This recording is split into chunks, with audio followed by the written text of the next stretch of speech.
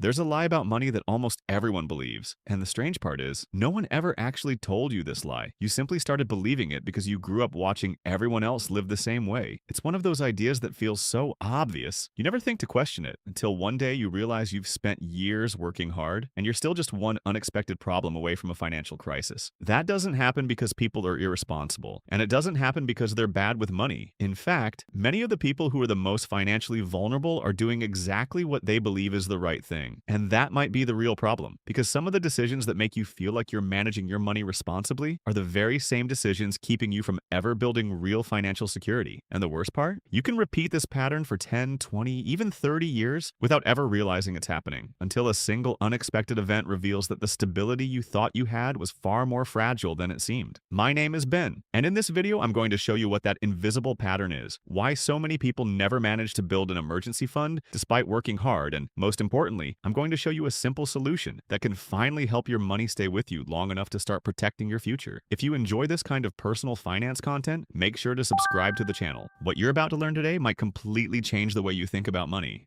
There's a feeling that might sound very familiar to you. Every month, your paycheck hits your account. You pay the bills, take care of everything that needed your attention, buy what you consider necessary, and by the time you check your balance again, it's almost gone. At that moment, millions of people experience the exact same frustration. Another month, and I couldn't save a single dollar. If you've ever felt that way, you're far from alone. In fact, millions of people across the United States live this exact same cycle. They work, they get paid, they take care of their responsibilities, and somehow they still never manage to build an emergency fund. Without realizing it, they repeat this routine for years, and there's almost always a simple explanation ready to justify it. Most people believe the answer is obvious. I can't save money because I don't make enough, and if you only look at the surface, that conclusion seems perfectly reasonable. After all, when your budget already feels tight, how could you possibly set money aside for the future? But there's another possibility that almost nobody considers. What if the real problem isn't how much money comes in, but another variable that's much quieter, yet influences this outcome every single month? It's a strange question, because for a long time we've been taught to believe that everything comes down to income. Making more money would solve the problem. Making less money would explain the struggle. But there's something interesting about that idea. If income were the only answer, then getting a raise would automatically make building an emergency fund easy. But real life doesn't always work that way. Many people start earning more money and still reach the end of every month without being able to keep money in their account. That doesn't mean earning more money doesn't help. Of course it does. But that's not really the point. The point is that there may be part of this story that almost nobody is paying attention to. Maybe something is happening to your money before it ever has the chance to stay in your account, because money never disappears for no reason. Before it leaves your account, it's always following some kind of priority, whether you realize it or not. And understanding what that priority is will completely change the way you see your financial life. When someone tells you their money just seems to disappear, it's because that's exactly what it feels like. By the end of the month, it looks like it's gone without any real explanation. But there's one small detail that completely changes the way you see that situation. Money doesn't make decisions on its own. It never leaves your account by accident. Every time a dollar doesn't stay with you, it's because something else took priority first. And that happens even if you've never stopped to think about those priorities. The truth is, everyone has a kind of invisible order for their money. People rarely write that order down. They almost never talk about it, and most of the time they don't even realize it exists. But if you simply pay attention to where your money goes throughout the month, you'll realize that order has always been there. Every bill, every transfer, every purchase, every financial commitment. Little by little, each one reveals what gets priority before anything else. And here's what's interesting. Most of the time, an emergency fund doesn't fail to exist because of one huge unexpected expense. It fails to exist because smaller priorities keep showing up first, month after month, quietly without seeming important enough to get your attention. Until by the time you finally think about saving money, there's no money left to save. That's why so many people believe the problem is a lack of discipline. I just need to try harder. I need more self-control. I need to get better organized. But intention alone almost never changes where your money ends up. Because if it's being distributed the exact same way every single month, the outcome will almost always stay the same. You can start the month determined to build an emergency fund. You can even make that promise to yourself over and over again. But if the same pattern keeps repeating, your money will keep following the exact same path it always has. And little by little, that stops being an exception. It simply becomes the normal way your financial life works. What's most interesting is that this pattern almost never feels like a problem while it's happening. Quite the opposite. It usually feels completely normal. So normal that most people spend years repeating the exact same sequence without ever stopping to question it. Because what keeps an emergency fund from growing rarely looks like a mistake. Most of the time, it simply feels like the normal way to manage money. And maybe that's exactly why it's so difficult to recognize what's really happening. The good news is that these patterns can be identified. Once you can see which ones are controlling the way your money moves, it becomes much easier to understand why your emergency fund never grows. And more importantly, what needs to change so you can finally turn that situation around. It's important to understand that there are several financial behavior patterns that keep people from saving money, but the three I'm about to show you are some of the biggest and most important ones to recognize while they're happening. The first one by itself explains why so many people spend years trying to build an emergency fund without ever making real progress. It doesn't look like a mistake. In fact, it usually looks like the right way to manage your money. Think about it. Every month, the sequence is almost always the same. Your paycheck hits your account, you pay all your bills, you take care of the obligations that can't wait, you buy what you consider necessary. And only after you've done all of that do you look at what's left and think, if there's anything left over, I'll save it. At first glance, that logic seems completely reasonable. After all, nobody wants to ignore a responsibility or leave a bill unpaid. Nobody likes the feeling of putting money into savings while there are still expenses waiting to be covered. So leaving your emergency fund for the end of the month feels like the responsible thing to do. The problem is that there's a huge difference between a decision that feels responsible and a strategy that actually works. When your emergency fund depends only on whatever is left over, it ends up competing with every other priority in your financial life. And that competition is almost never fair, because before your money has a chance to stay with you,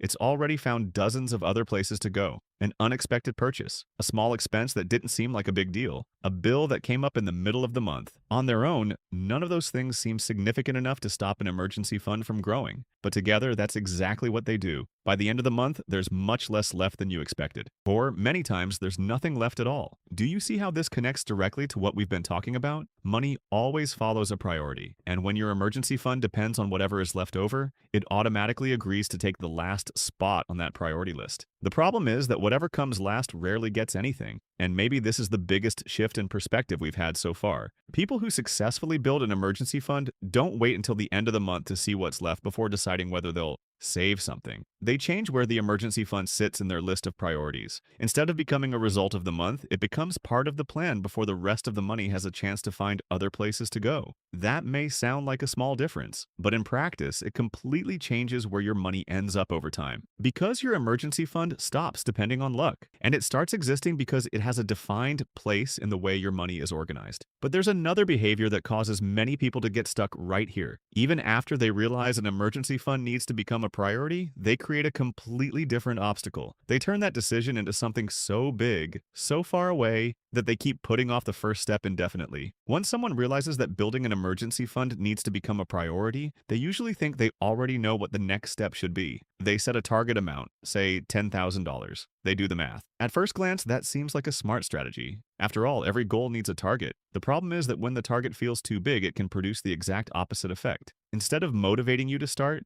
it makes getting started feel impossibly far away. You begin focusing much more on how far you still have to go than on what you could already be doing today. And the bigger that gap feels, the smaller your sense of progress becomes. Without even realizing it, you start telling yourself things like, I'll start when my situation gets better. First, I need to pay a few things off. And while you're waiting for the perfect moment, the months keep passing. What's interesting is that this behavior almost never comes from a lack of desire. Most of the time, it happens because the brain struggles to stay motivated when all it sees is a goal that's still far away. When the destination feels too distant, even the first step starts to feel too small to make a difference. And that's exactly where so many people give up before they even begin. But there's a completely different way to look at it. People who successfully build an emergency fund rarely spend their time staring at the final number they want to reach. Instead, they focus on what they can consistently repeat every single month. Rather than relying only on the goal, they rely on the process. Because an emergency fund doesn't grow the day you reach a certain number. It grows every time you repeat a behavior that allows a little more money to stay with you. Do you see the difference? When your focus is only on the destination, every contribution feels too small. But when your focus is on the process, every contribution becomes another step in the right direction. That completely changes the experience. Your emergency fund stops feeling like this massive project. and it simply becomes part of the way you manage your money. Another important thing to understand is that motivation won't always be there. Some months, everything feels easy. Other months, one unexpected expense is enough to make you question whether it's even worth continuing. If building your emergency fund depends only on motivation, it will probably stop the moment your enthusiasm fades. But a process keeps working even during the months when you don't feel especially motivated. That's exactly what makes such a huge difference over the years. People who depend on motivation tend to break the habit. People who depend on a system allow their emergency fund to keep growing. And maybe that's one of the biggest secrets behind people who finally achieve real financial security. But there's one detail that almost nobody thinks about. So far, we've talked about the effort it takes to build an emergency fund. Now it's time to look at the other side of the story, because almost nobody stops to calculate the cost of living without one. And that cost usually shows up at the exact moment when you have the least room to deal with it. Up to this point, the question that's probably been on your mind the most has been about the numbers themselves. Something like, how much do I need to save to build a solid emergency fund? And that's a completely valid question, but it also focuses almost all of your attention on the effort involved, how much money you need to set aside, how long it's going to take, how far you still have to go. But there's another question that may be even more important. And surprisingly, almost nobody asks it. How much does it cost to live without an emergency fund? It's a shift in perspective that completely changes the way you think about the purpose of that money. Because suddenly an emergency fund stops looking like just another financial goal. It becomes protection against problems that haven't even happened yet. And here's another idea that catches a lot of people off guard. When we hear the phrase emergency fund, we usually picture extreme situations. Losing your job, a major medical bill, a serious accident. But the real cost of not having an emergency fund usually shows up long before any of those things happen. It shows up every time something unexpected comes up and you don't have cash available to deal with it. Because at that point, the problem is no longer just financial. It starts affecting the quality of the decisions you're forced to make. When you have an emergency fund, you gain something incredibly valuable: time. You can evaluate your options, compare alternatives, think things through. But when that money isn't there, time stops working in your favor. You have to solve the problem immediately. And decisions made under pressure are rarely the best decisions. Maybe that's the biggest cost of living without an emergency fund. It's not just that you have to spend money, it's that you lose the power to choose. Without an emergency fund, you often end up taking the first solution that's available. You may end up paying more simply because you didn't have another option. And you may take on financial commitments that, under calmer circumstances, you probably never would have accepted. Do you see how that completely changes the purpose of an emergency fund? It doesn't exist just to protect your money. It exists to protect your ability to make good decisions.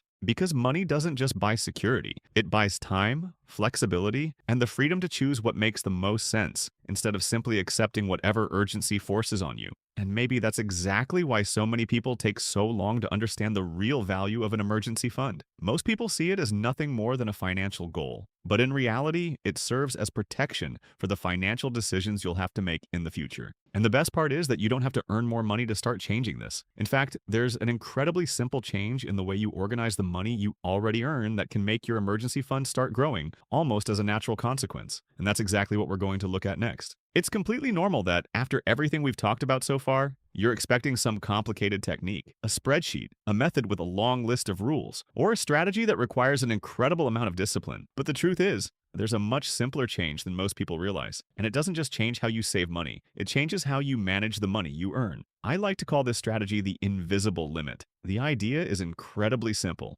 Imagine you get paid $4,000 at the beginning of the month. Most people look at that number and spend the rest of the month making decisions as if they have $4,000 available. But with the invisible limit, you do something different. The moment your paycheck hits your account, you create a new limit. Let's say you decide that $300 are for your emergency fund. From that moment on, you act as if your income is only $3,700. The other $300 are no longer part of your monthly spending decisions. They're not money that might be left over. They're not sitting there waiting to see if there's room in the budget. In practical terms, they simply stop existing in your day-to-day financial life. Everything else in your life begins to organize itself around this new limit. At first, that idea might sound a little strange, but there's a very interesting reason why it works so well. In The Psychology of Money, Morgan Housel explains an idea that helps make sense of this behavior. We naturally adapt our lifestyle to whatever money seems available to us. When we see a certain amount sitting in our account, our brain instinctively finds ways to use it. Not always because we need to, but because that money feels like it's available to spend. And that's exactly where the invisible limit changes the game. Instead of fighting that natural behavior, it uses it to your advantage. By consciously reducing the amount of money you consider available for the month, your behavior starts adapting as well. You stop organizing your life around around the total amount you received, and you start organizing it around the amount you actually decided to live on.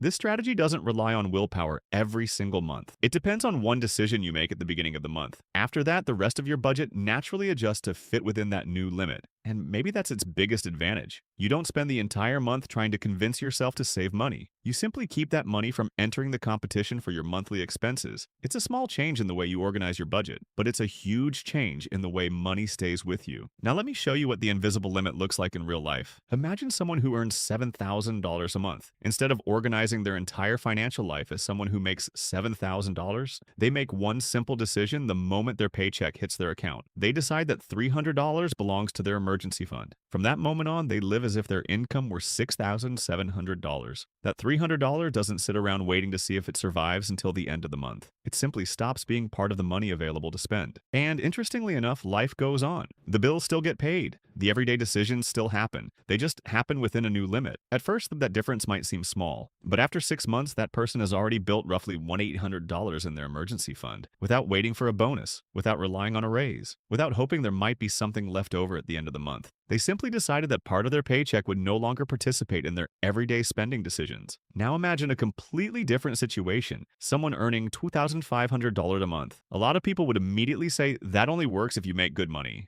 But this person creates an invisible limit of just $150. They start living as if they earned $2,950 instead. At first, the adjustment takes some attention. But just like almost any financial change, the brain adapts to the new pattern much faster than most people expect. After a few months, that new limit no longer feels like a sacrifice. It simply becomes part of their routine. And by the end of a year, they've built around $1,800 in their emergency fund. More important than the amount itself is what happened during that time. Saving money stopped depending on motivation. It became part of the way they manage their finances. And that's exactly why this strategy works across different income levels. Because the deciding factor was never the number itself. It was the decision to create a limit that's lower than what your brain believes is available to spend. And maybe this is the most important moment in this entire video. For a long time, you may have believed that building an emergency fund depended on finding more money. But the real transformation happens when you give a different purpose to the money you already earn. Because maybe building an emergency fund was never about waiting to see if there was anything left over at the end of the month. Maybe it has always been about deciding that a portion of your income was simply never meant to be spent in the first place. Throughout this entire video, we've talked a lot about money. But at its core, an emergency fund was never just about money. A lot of people think it only matters on the day something goes wrong. But in reality, it becomes valuable long before that. Its real value begins the moment you stop living with the feeling that any unexpected expense could completely throw your financial life off track. Because there's a huge difference between waking up every day knowing that one problem could put everything at risk, and waking up knowing you've created enough breathing room to handle the things no one can predict. That peace of mind doesn't show up only when an emergency happens. It stays with you every single day that an emergency doesn't happen. And maybe that's the true value of having an emergency fund. At the end of the day, building an emergency fund was never about trying to predict the future. It was about deciding that the next financial setback won't catch you unprepared. You never failed because you didn't earn enough. You simply never had a system that allowed your money to stay with you long enough to do what it was always meant to do: protect you. If this video helped you realize which behavior has been holding you back from building your emergency fund, let me know in the comments. I'd love to hear what your biggest takeaway was. And if you know someone who's always saying they can never save money, share this video with them. Because more often than not, the problem isn't how much they earn. It's how their money is being treated long before the end of the month.